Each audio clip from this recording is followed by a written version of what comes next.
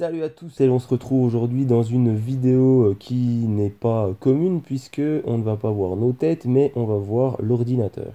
Qu'est-ce qu'on va faire sur l'ordinateur? On va se servir de, du logiciel Layout. Voilà, le logiciel qui va vous permettre de faire vos plans en 2D. Et dans une seconde partie, on verra SketchUp. Donc c'est un logiciel qui va vous permettre de faire vos plans en 3D. Donc pour l'instant, première partie, c'est sur Layout. Donc, on lance le logiciel, hop, et voilà. Voilà comme ça se présente. Donc, en gros, il y a A3 paysages, A4 paysages, portraits, paysages, etc. Voilà. Là, nous, on va choisir A3 paysages en quadrillé. Ce sera beaucoup plus simple. Donc, voilà. Voilà comme se présente le logiciel. Donc, là, nous, aujourd'hui, ce qu'on va faire, c'est créer notre plan de camion avec uniquement l'outil flèche ici là, qui permet de sélectionner des éléments, l'outil rectangle ici qui nous permet de faire des rectangles. Là, à la limite, si vous voulez faire des cercles ou je sais pas, ben, c'est à côté. Et l'outil cotation. Voilà, rien de plus. Donc, la première chose à faire, c'est se mettre sur l'outil cotation ici, hop, et on trace un trait. Là, on voit qu'il y a 0,32 mètres. Donc, ça va pas suffire à faire notre vanne. Donc, on va aller dans Fenêtre, Style de cotation. Ici, désactiver l'échelle auto et mettre l'échelle en 1/10 de millimètre. Voilà. Paf. On fait la même manip. Et là, on a 3,20 m. Donc, ça va normalement être suffisant. On vient ici sur la flèche, on clique, on supprime, on clique, on supprime. Donc, maintenant, c'est parti. On prend notre outil cotation, on trace un trait donc de la longueur dont on dispose dans notre vanne. Moi, personnellement, c'est 3,15 m. Donc, je mets 3,15 m et ensuite, je me remets ici et je trace la largeur. Donc, j'ai 1,70 m. Voilà. Là, on a déjà les cotations.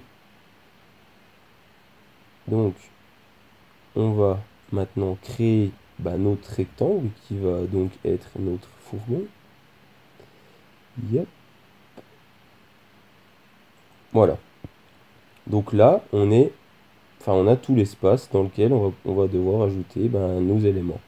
Donc, moi, personnellement, je dois ajouter un lit, une cuisine, une douche, un siège sous lequel il va y avoir toute l'installation électrique et une table. Donc, vous allez voir ici, là, vous avez les côtes. Donc, ça va vous aider. Par exemple, là, je vais faire mon lit. Il fait 140 de large.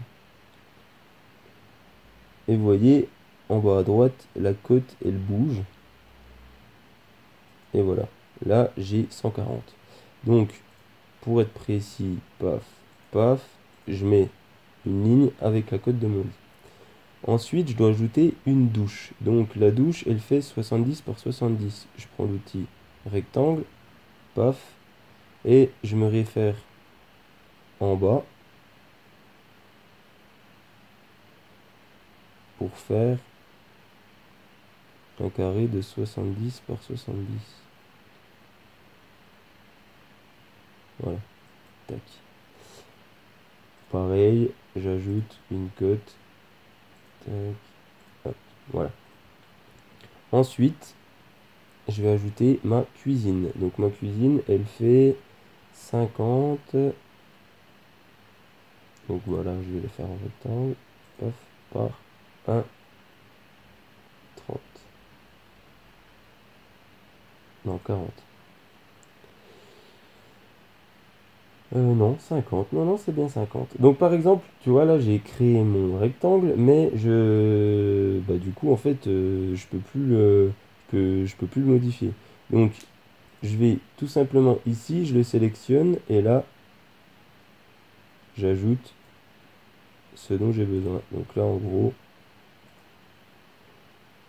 il est bien, tac.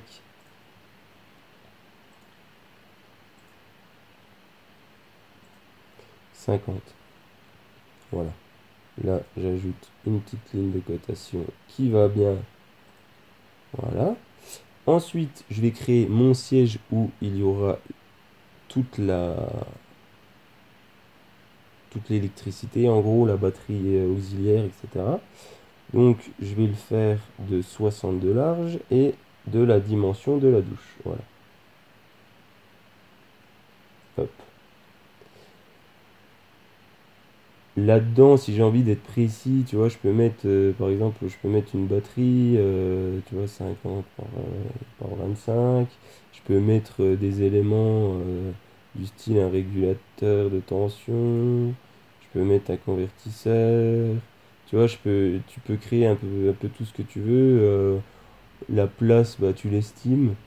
Si tu vois, il y a un boîtier de fusible, tac, tu le mets là, voilà.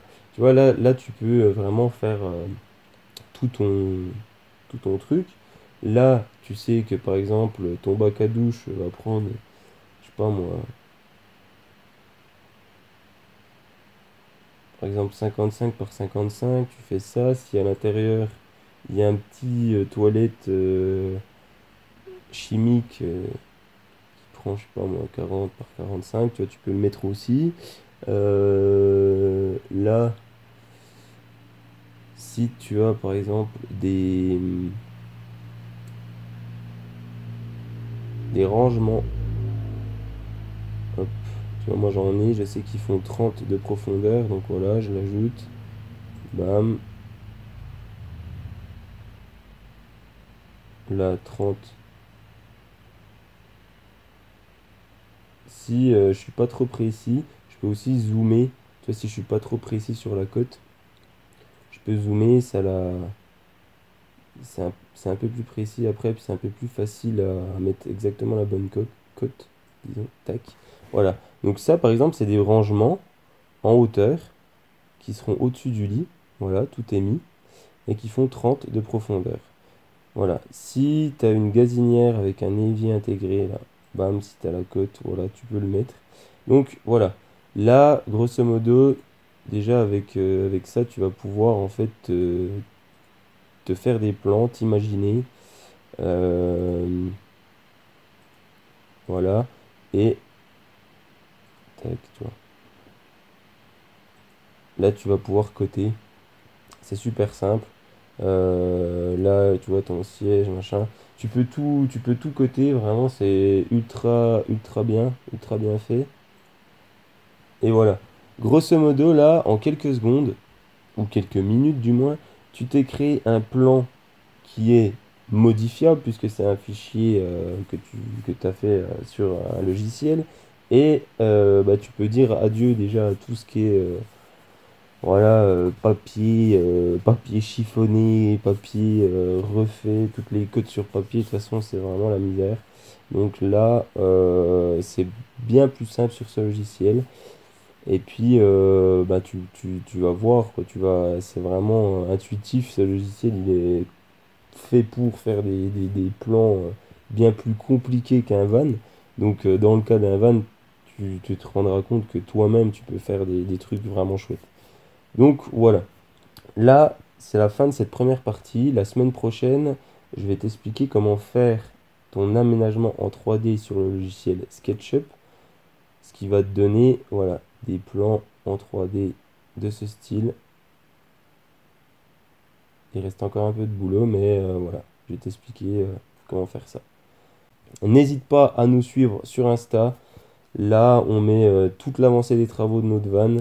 Et puis, on met un petit peu des stories, des trucs qui sont pas sur YouTube. Donc, va faire un petit tour. À la prochaine. Bye.